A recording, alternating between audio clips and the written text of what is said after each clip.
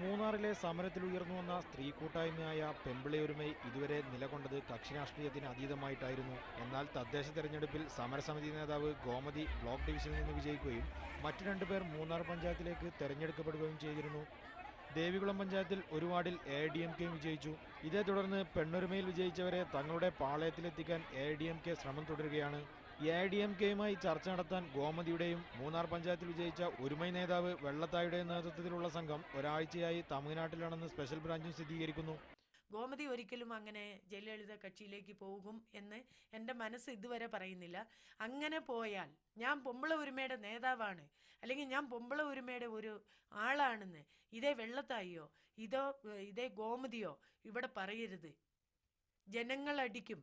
ഒരു വിഭാഗം AIDMKയിൽ ചേരാൻ തീരുമാനമായതോടെ മറുഭാഗം പുതിയ പാർട്ടി പ്രഖ്യാപനം നടത്താനുള്ള തയ്യാറെടുപ്പിലാണ്. ഒരാഴ്ചക്കുള്ളിൽ ഞങ്ങൾ പാർട്ടി പ്രഖ്യാപിക്കും. ഞങ്ങൾ 10 പേരുള്ളെങ്കിലും ഞങ്ങൾ ഒറ്റക്കെട്ടായിട്ടും ഞങ്ങൾ ഒറ്റയ്ക്ക് നിൽക്കും. ഒരിക്കലും അതിന് ഒരു സംശയവും വേണ്ട. സമരത്തിൽ ഒന്നിച്ചു നിന്ന് പോരാടിയെങ്കിലും ഒരു വിഭാഗം തെരഞ്ഞെടുപ്പിൽ മത്സരിക്കാൻ ഒരുങ്ങിയതോടെയാണ് ഭിന്നിപ്പ് ആരംഭിച്ചത്. പെണ്ണൊരുമയിൽ ഒരു വിഭാഗം അമ്മ കക്ഷിയിൽ ചേരാൻ എടുത്ത തീരുമാനത്തോടെ ഭിന്നത രൂക്ഷമായിരിക്കുകയാണ്. അതിനിടയിൽ പെൺപിളയൊരുമയിൽ കൂടി ദേവികുളം നിയോജക മണ്ഡലത്തിൽ വിജയിക്കാമെന്ന കണക്കുകൂട്ടലിലാണ് AIDMK. ബിജു തറയിൽ, മീഡിയ 1 ഇടുക്കി.